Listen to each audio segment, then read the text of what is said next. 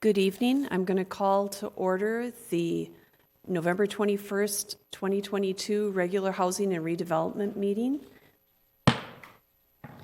And our first order of business is the open forum. So each speaker is to keep their comment period to 3 minutes to allow sufficient time for others. Comments are to be an opportunity to address the HRA. Please refer to the HRA agenda and minutes webpage for additional ways to submit comments.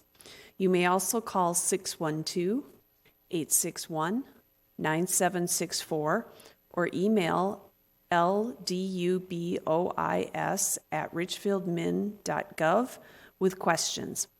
Call into the open forum by dialing 1-415-655-0001 and use webinar access code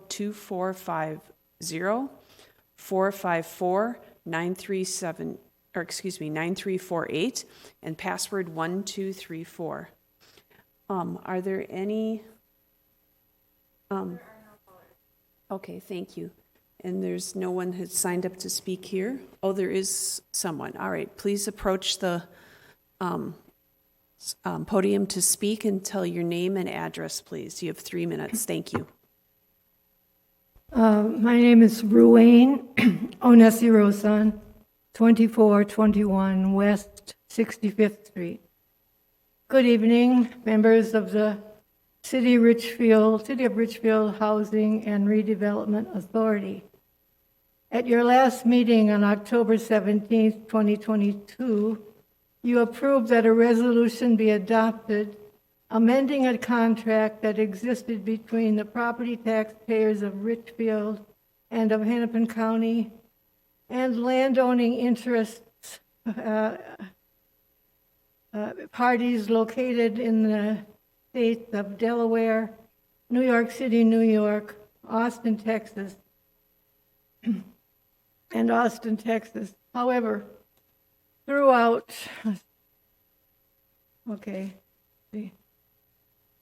I plowed through the lengthy staff report, number 31, placed upon the consent agenda as number 2B, requiring no discussion. It seems to me that TIF dollars are being passed along to different owners, and that the owners are primarily concerned with the land and the subsidies we taxpayers gift landowners. Today there exists upon the land located at 66th and Lyndale, the land under consideration in this document to which I refer, BMO Harris Bank, the Lyndale McDonald's, and Woodland Partners, LLC. Did we, property taxpayers, advance $7 million to these partners, to these parties?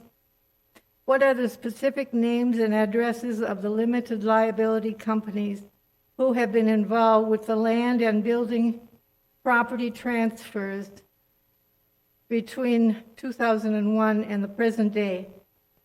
Why do the papers presented to the authority not state specifically who is buying what? Housing and Redevelopment Authority members are not real estate attorneys. Why place important land and transfer under cover of legalese and acronyms? Why you place these important matters upon consent agendas where no discussion is called upon? Why not state on page 1 of 34 who exactly is getting the property described and who the parties are? One of the parties was named as Woodlake Center Owner, LLC.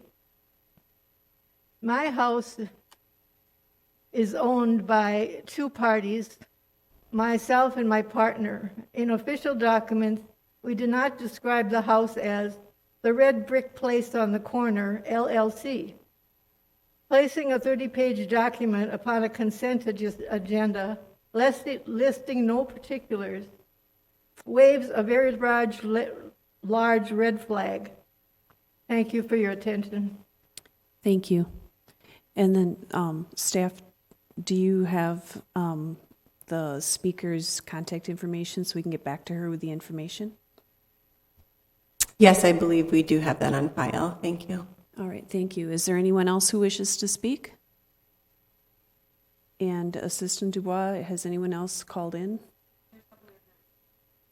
All right, thank you. Then we'll move on from the open forum to approval of the minutes of the Joint City Council and Housing and Redevelopment Authority work session of October 17th, 2022, and the regular Housing and Redevelopment Authority meeting of October 17th, 2022. So moved. Second. It's been moved by Commissioner Regan Gonzalez and seconded by Commissioner Hanson. Is there any discussion? All right, all in favor of approving those minutes, please say aye. Aye. All opposed? All right, we've approved the minutes. Next, we'll move on to approval of the agenda. So moved. Second. It's been moved by Commissioner Vries Daniels and seconded by Commissioner Regan Gonzalez to approve the agenda. Is there any discussion? All right, all in favor of approving the agenda, please say aye. Aye. All opposed?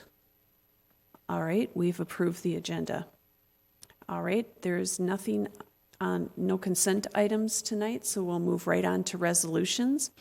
And the first one is to consider a resolution authorizing the transfer of funds from the Lindale Gateway Interchange West, Urban Village, and City Bella tax increment financing districts to the Affordable Housing Trust Fund and consideration of priorities for the use of the trust fund resources for affordable housing developments.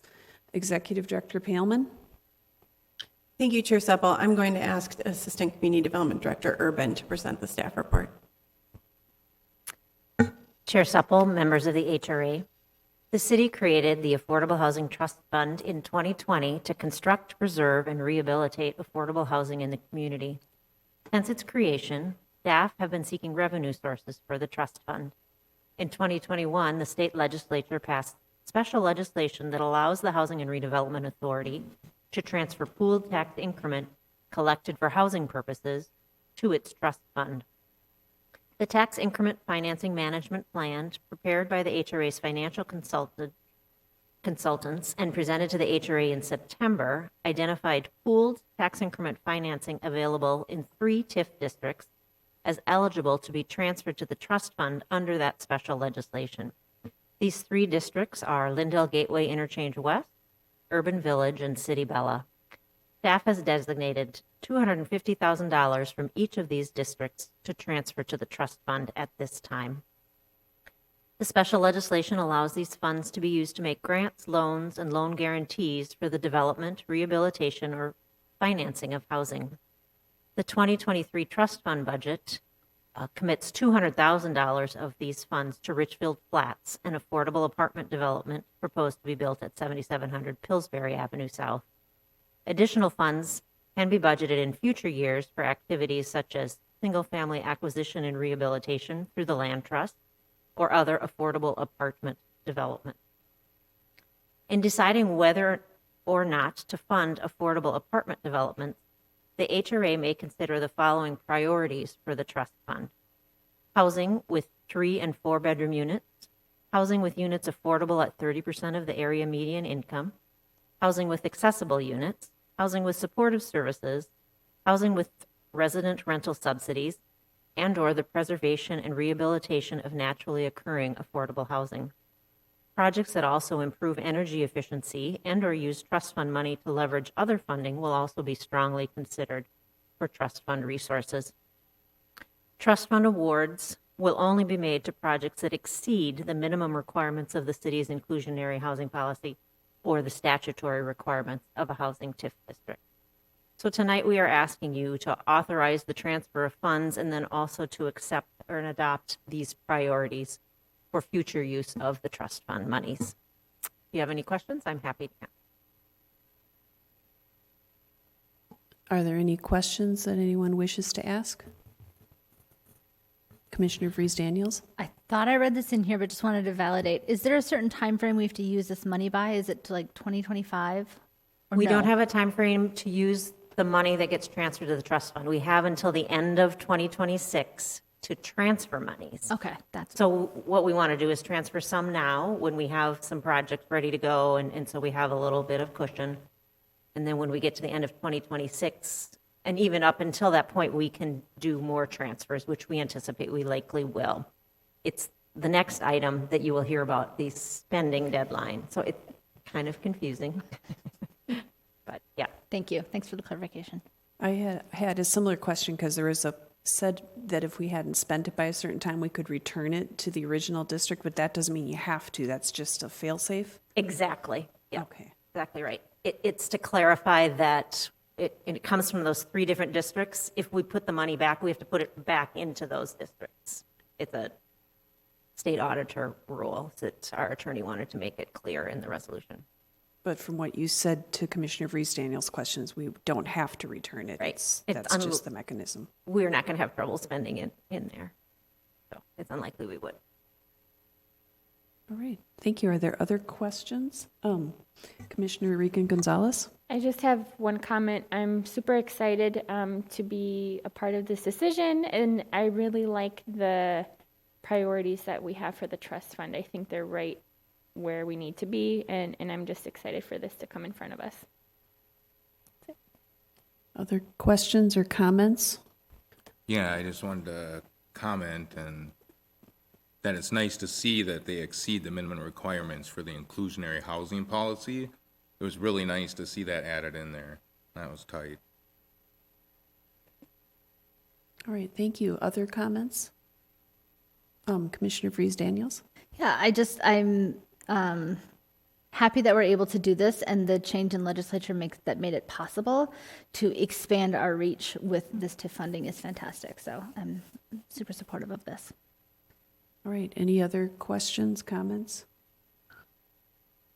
I'll just make the motion if that's fine. And I'll just do them separately. I make the motion to adopt a resolution authorizing the transfer of $750,000 from the Lindale Gateway Interchange West Urban Village and City Bella Tax Increment Financing Districts to the Affordable Housing Trust Fund. Second. All right. It's been moved by Commissioner Regan Gonzalez and seconded by Commissioner Vreese Daniels. Is there any further discussion about transferring the money? All right. All in favor, please say aye. Aye. All opposed? All right. We've done the first part of this.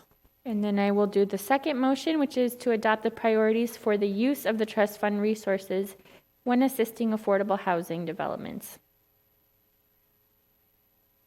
Second. Okay. It's been moved by Commissioner Regan Gonzalez and seconded by Commissioner Vreese Daniels to adopt the priorities for the use of trust fund resources when assisting affordable housing developments. Any other comments? I would agree with statements made earlier that I like these priorities because they're things we've been trying to move along and push for, things like accessibility and deeper affordability and larger units. And I know we've gotten some 2-bedroom, but we haven't gotten many 3- and 4-bedroom units that a family could stay in. So I think that those types of things are really important. So I would be in favor of this. Any other comments or discussion? All right, all in favor of adopting the priorities, please say aye. Aye. All opposed? All right, we've adopted the priorities. Thank you. Okay, we're going to move on to consider a resolution adopting a spending plan for unobligated tax increment. Executive Director Palman? Thank you, Chair Supple. Members of the board, in 2022, the HRA approved the preparation of a tax increment management review and analysis report by the HRA financial consultant Ellers. This analysis identified a significant amount of pooled tax increment that's available to invest in the community in the next few years. There are 3 separate statutory authorities, one of which Julie just spoke about, under which the money can be spent. All of those have different timelines and authorized uses. The options are described in the policy section of your report here, and we discussed a preliminary plan to maximize the effectiveness of those money with the HRA on September 19th, and then presented jointly to the HRA and City Council at a work session on October 17th. As we've previously presented in September and October, staff is recommending that the HRA adopt the attached spending plan for unobligated tax increment from the Lindale Gateway and Interchange West, urban village, and city Bella tax increment districts. Per 2021 legislative authority, this unobligated tax increment may be spent on projects that spur development and create or retain jobs. That includes construction jobs. Available increment may be used to provide improvements, loans, interest rate subsidies, or assistance in any form to private development consisting of the construction or substantial rehab of buildings and ancillary facilities, which will create or retain jobs in the state. The attached plan stipulates that preference for financing assistance shall be based on goals identified by our comprehensive plan and the following priorities identified by the city's strategic plan. A vibrant downtown, creating a vibrant downtown that includes both new housing and businesses, increasing the tax base through redevelopment that advances the comprehensive plan, maintaining Richfield as an affordable place to live, and climate resilience through the support of projects that advance the climate action plan and sustainability goals. The attached plan must be adopted by both the HRA and the City Council. A public hearing at the City Council is scheduled for December 13th. And just to remind everyone of the presentation that we've given a couple of times now, there are these three buckets. We've identified this large amount of unobligated TIF that we've collected. There's the temporary legislation that we're talking about here. This is the spending plan. It is the most flexible for us right now, but it has to be spent by December 31st of 2025.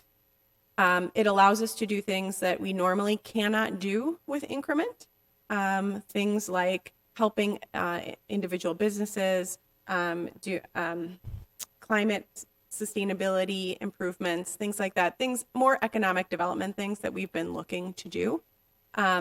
If the money is not spent by December 31st of 2025, we can take the money back out of that fund and use it in one of these other funds, like the regular pooling that we typically use our money in, or the special legislation that allows us to put it in the Housing Trust Fund.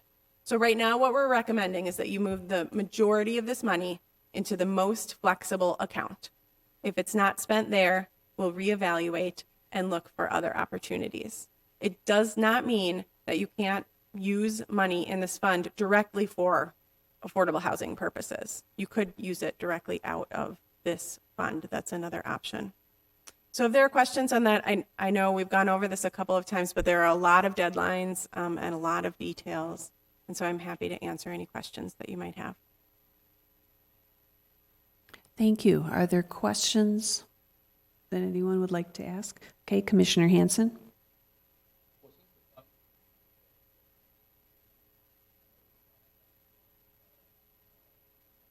Initiatives that would help kind of like smaller independent businesses. Could these funds be used for that purpose?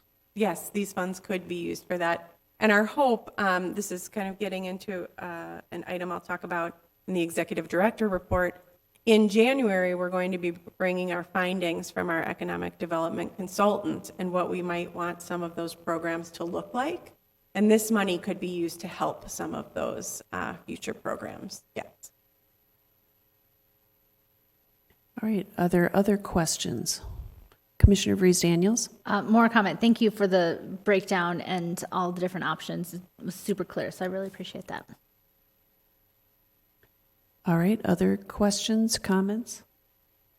I had one question that just came up as you were reviewing it again. When it talks about climate resilience, does that help like with energy efficiency and that type of things? Could people apply for that, or does it have to be part of like a new development or rehabilitation to do that? Chair Supple, it's generally going to have to be part of a larger project because it's substantial rehabilitation or new build. So, but it would give us the opportunity to really push for those things. If let's say the hub came in and wanted to do a major remodel, we could push for sustainability issues there and have some funding to help do that. That's what this would offer. But it will not take the place of our energy efficiency grant program that we already do. Okay, and then when you come back with the recommendations in January, is there also going to be a plan for how to roll this out to the community, or is there a plan already in place for like rolling this out? Chair Supple, there is not. What we're going to present to the EDA and HRA in January is the review. It'll show where we've had success in the past, where other communities have been successful, some opportunities that the EDA will want to consider and the programs that they'll want to put together. After those decisions are made, which will be at a subsequent meeting, then we would work on rolling this out to the community.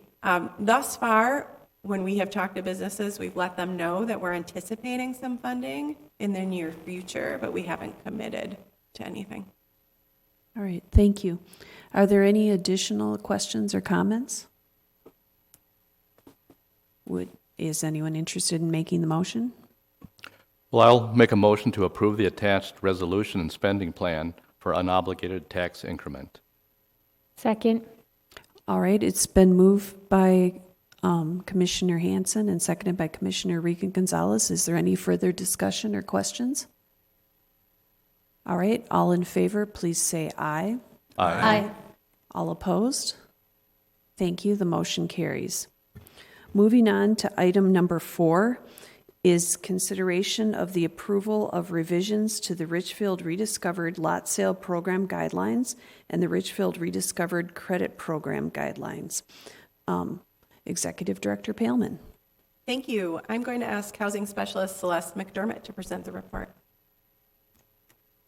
Thank you, Chair Supple and members of the HRA. The Richfield Rediscovered Lot Sale Program sells lots through builder-buyer teams for the development of newly constructed homes, and the Richfield Rediscovered Credit Program contributes $50,000 towards the private construction of new homes.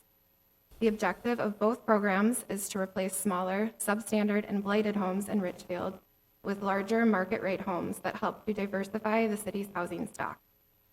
In June, the HRA reviewed the lot sale and credit programs and determined that it was appropriate to continue the programs with certain adjustments and asked that staff prepare an amendment to the guidelines of the programs that would promote current city housing priorities. To further facilitate Richfield's housing goals of diversifying the housing stock within the city and encouraging energy efficiency and accessibility, the following changes to the guidelines of the programs are recommended. Require that all homes built within the programs include some minimum standards for accessibility. Require that builders utilize deconstruction rather than demolition in cases where a substandard home needs to be removed before construction can begin.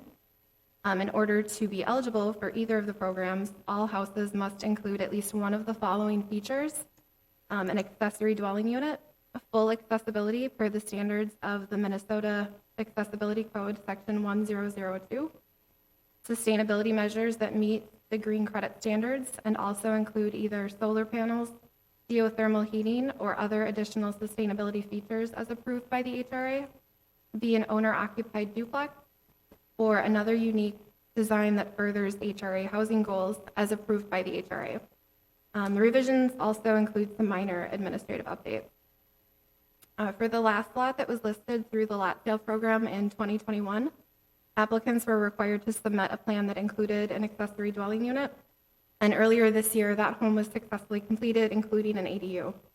There are currently 2 HRA-owned lots that will be listed through the lot sale program next year, one of which staff plans to market for a duplex. Having these updated requirements in place will help ensure that all the future new homes built through the programs are really working to further the HRA's housing goals. If there are any questions, I'm happy to answer. All right, are there any questions or comments? Commissioner Regan Gonzalez?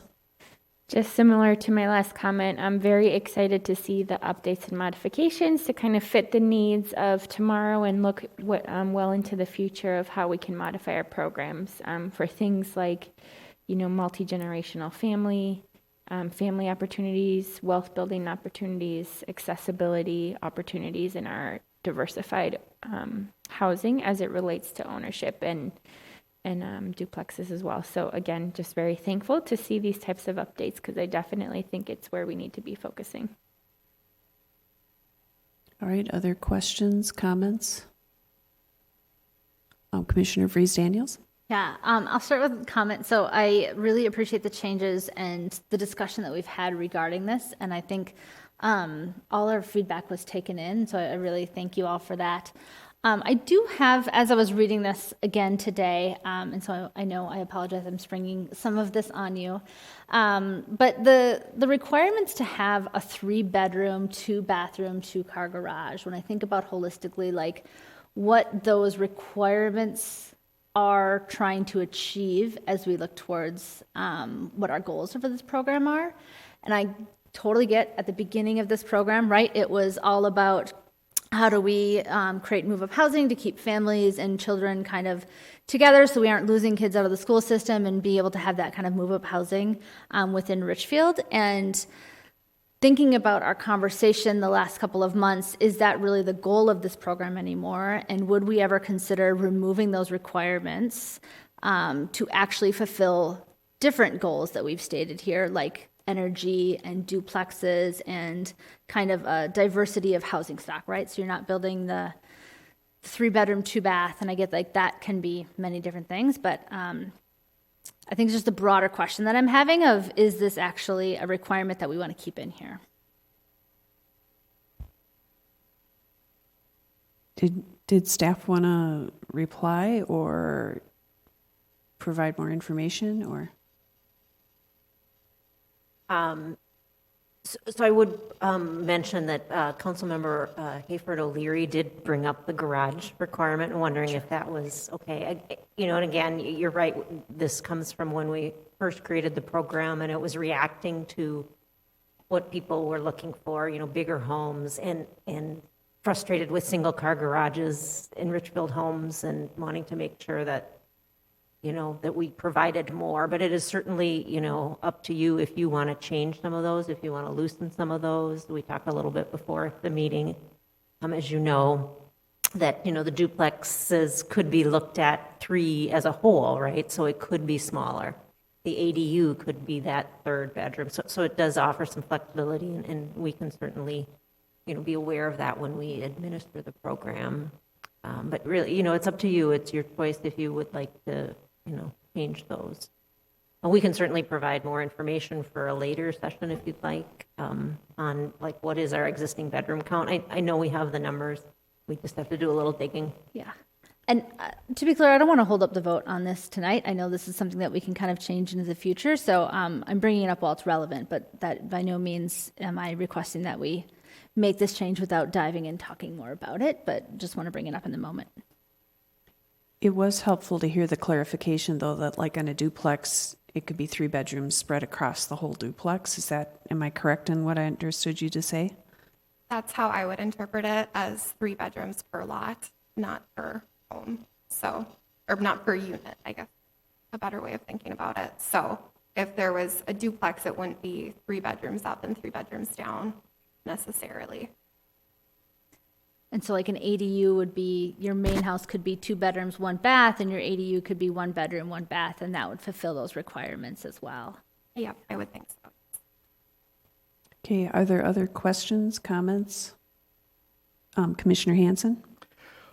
Well, I was just curious about the, and this is really kind of a point of curiosity for me, the deconstruction versus demolition. And I love the idea of deconstruction of kind of taking apart the house and reusing, recycling, and repurposing the materials. But I was wondering, is there a difference in cost between the two methods? It's very comparable. There are also grants available through Hennepin County, which help to offset those costs. If the city does it, there's other programs specifically for builders. I don't think the subsidy is as great for a builder, but it ended up being very similar cost. We just completed a deconstruction for one of our HRA-owned lots. Okay, no, thank you. Just one other thing I just wanted to mention. Since the green credit is such a significant part of the program, I had something I wanted to ask about the treatment of like mature trees on the property. And I think in the document, and this is actually not the amendments, but the existing document, I think there's some actually really good language in here about existing trees identified on the landscape plan as being preserved must be protected during construction. And, excuse me, and then there was another spot here that says a lot review will be conducted by city staff to determine the health of existing trees as well as ideal placement of new trees. And the reason I bring this up, because I know that in the greater community, there's a lot of interest in tree preservation of our mature trees. And a lot of times, in my kind of general observation of when a new development goes in, a lot of times the builders, that their interest and their desire is to actually do like a clear cut because it's more convenient for them as far as not having to go through those protection measures, as far as staging maybe construction materials. And so that's oftentimes what they prefer. So my question is, who gets the final say on, is it city staff if looking at saying, hey, that's a good, healthy, mature tree and we think that one can be saved? Or is it the builder? The idea is that it would be city staff, like the city forester would look at it and determine the health of the trees. And what I've seen in some lots recently is that there's a lot more trees that aren't in good condition that you don't really tell just by looking at it. We've had a couple that it seemed like there was a lot of trees going down and it was kind of concerning. But when I talked to the city forester, he said they were actually not in great condition or not tree species that you want to keep because they tend to be, like ash trees and ones that aren't super sustainable. Sure, no, I understand that, and I understand. I'm just looking for kind of a common sense approach. I know when you have new construction, not every tree can be saved. Not every tree is worthy of being saved, and sometimes there's issues of construction damage that would compromise the viability of the tree long term. So, I think we always have to approach these issues with a common sense approach. It's just I know that that if there's a tree that could be spared, it's a good, healthy, mature tree and a desirable species. I would certainly like to see the efforts made to preserve those, and I know there's people in the community who who do feel that way. Yep, that's definitely a priority. And the green credit standards were written with the city's sustainability specialists, and that's definitely a priority of hers as well. And also looking at the placement of the trees, like to make sure they're shading in the summer and providing insulation in the winter to help with heating and cooling costs. Okay, great, thank you. All right, are there other questions? Oh, Commissioner Onesar? Yeah, I just wanted to say thank you for whoever put section 1002 in there. Was that you, Celeste? It was a team effort. Okay, whoever did that, kudos to them. It really shows that we're building for the future diversity in the stock here, and that goes a long ways. Can you help the general public by telling us what that section addresses? Oh, that was part of the inclusionary housing. It's part of the accessibility of the unit itself, whereas it'll be a zero threshold into the units, and it's a minimal of accessibility. So I'll be able to get into the other rooms in the house with accessibility. Thank you. Can I ask a follow-up question to that? So I noticed there were the accessibility standards under the general standards, and that's for every project. And then there was the part here that says to be eligible for either programs, you have to do one of these things. And the full accessibility, is that like another level above what the general standards are? Could you say more about that? Yes, that is. I don't remember all of the standards, but there's a lot of, I believe there's like a ramp required. Door widths are pretty much the same, but it does go above and beyond. We kind of looked at Minnesota Housing Finance Agency, their tiers that they require, and we did something between the visitability and the universal design for the minimum, and then we went to the full accessibility, which is the Minnesota Accessibility Code standards, which would be fully accessible for somebody in a wheelchair, I believe is how they guide that. Thank you. Are there any other questions or comments?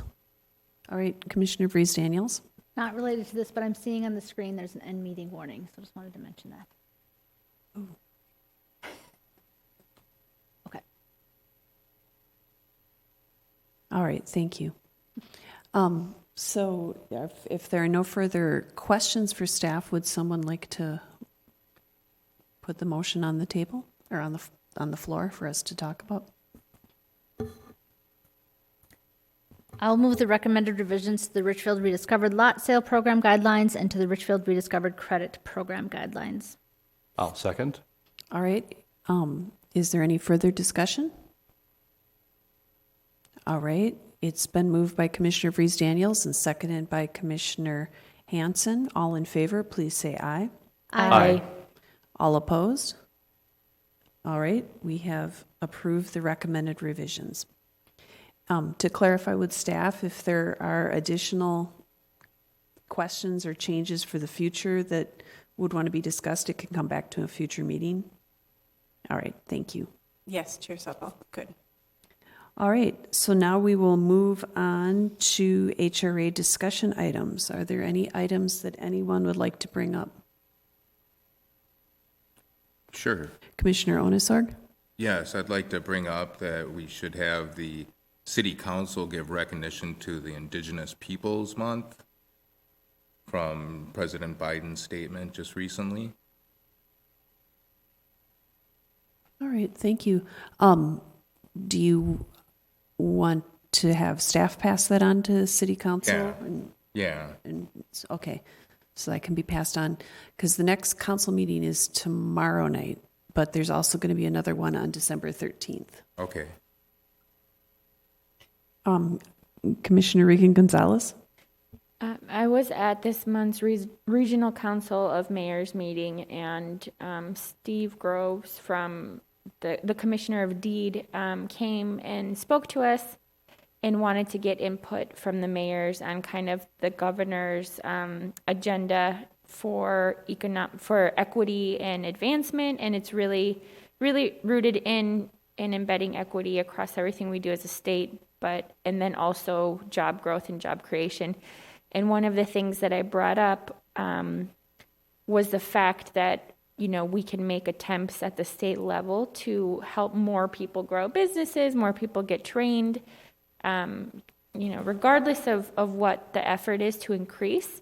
But if we don't look at the antiquated tools that the state has that they have not updated for a very long time, that's not going to be very effective. And it's also potentially going to continue to perpetuate inequities if our communities of all kinds can't, if there's communities that are limited in accessing those tools to achieve those goals. And then I specifically gave the example of the tool that cities have, which is TIF, and how it's been really frustrating and difficult for us. So much so that we had to ask for special legislation and support, which we were granted, which has helped us greatly, but that's a tool and an option that other communities don't have. And there was several other cities that agreed, and then I think Dorsey and Whitney was there, and they said we have some TIF attorneys, and we completely agree, and so hopefully that was heard loud and clear, so that this type of flexibility and the type of amazing work that we're doing is something that we don't have to be asking special permission to do on a city-by-city basis. But I was pleasantly surprised to hear the response from other communities and folks there. Thank you for bringing that up. Are there other comments or discussion items? I had a question because I had heard from a resident with regard to the development by 66th between First and Stevens. Do we have an update on when that's going to begin? Yes, Chair Sebel, I don't have a construction start date, but I can tell you where they're at. So as many of you probably know, there was a fire in one of the buildings.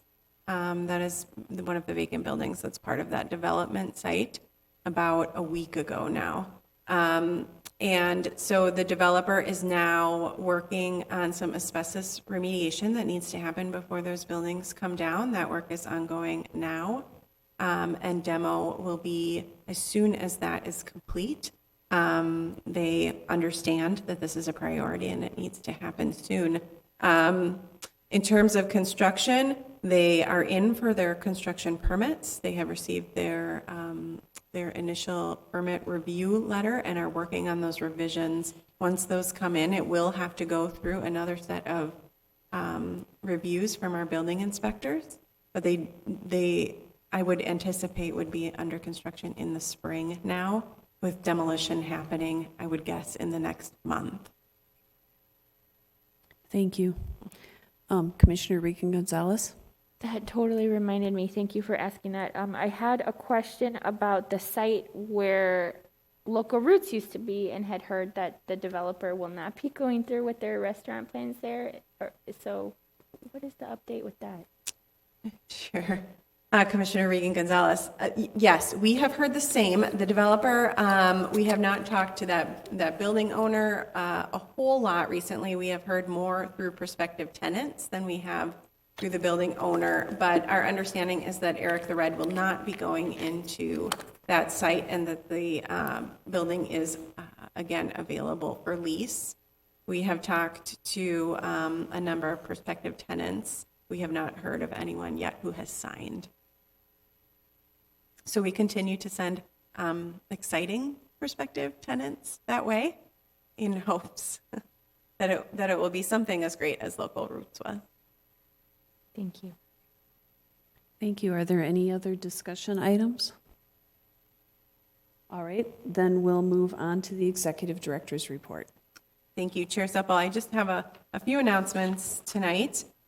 First of all, the HRA has applied on behalf of Woodlawn Terrace to the Met Council for some funds to bring in 4 larger units. That money would help to cover the gap there in the funding, and that's an affordable home ownership opportunity that we're trying to help there. We do not know at this point if there will be a December meeting. That's still a question mark. We'll let you know as soon as the deadline passes and we're certain. There will be, like I mentioned, an EDA work session coming up in January. Again, that'll be an update on our economic development survey work that's been happening now about programs that are offered, programs that we should consider offering here in Richfield. So we'll have a presentation from our consultant that evening, have some good discussion, and then hopefully bring back some programs to you in the early spring as we also look to hire that economic development manager position.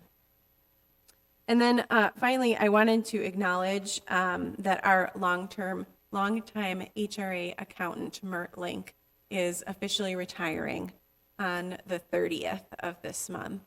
Mert has been with the city for 30 years.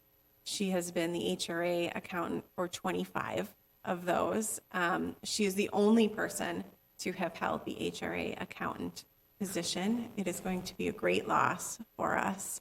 Mert has been just so competent and so skilled, and she has been a big contributor to the success of the HRA over all of these years. And she's been a really good friend to a lot of us. So we're going to miss her, and I hope that you will join me in congratulating her. And that's it. Please extend our thanks and congratulations to Mert. She's done amazing work over the years. Are there any other comments that anyone wants to make? Commissioner Onesorg? Yeah, she makes it look easy. Yeah. She does.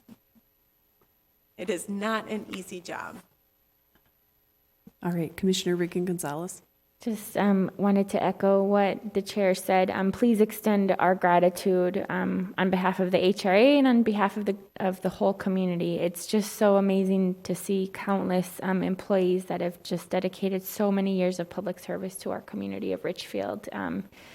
And she's one of them, and so very thankful. Our community is a better place because of her, and our city is a great place to work because of her as well. So sad for us and very happy for her and excited for her, and please extend our gratitude. Thank you.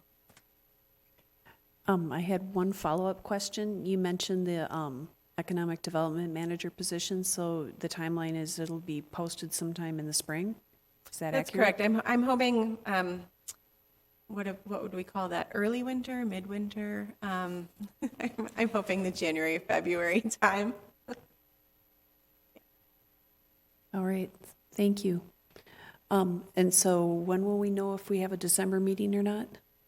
We should let you know by, I believe the deadline is next Monday. Next Thursday, we'll let you know. All right, thank you. So we are now on the claims. I'll move claims and claims. Second? All right, it's been moved and seconded to approve claims. Any discussion? All right, all in favor, please say aye. Aye. All opposed? And before we close out the meeting, did we have a question? Did we skip over the executive director's report? No, that's what Oh, I was what like, I she didn't was know if that just, just flew in or not. Okay. yeah. So was there further information before I close down? No, that was it. Thank you. All right. So, on the off chance that we do not have a December meeting, I do want to thank Commissioner Regan Gonzalez for her service to the HRA, and we so appreciate all you've done for the city and for the HRA and the EDA. Thank you so much. It's been so fun to be, especially fun to be on the HRA and just be a part of so many kind of legacy programs, but also so many new things that we've done, again, to meet the needs of our community today and tomorrow. It's been really cool to be a part of that. So thank you for the opportunity. All right. So is there any further business to come before us? Then we stand adjourned. Thank you.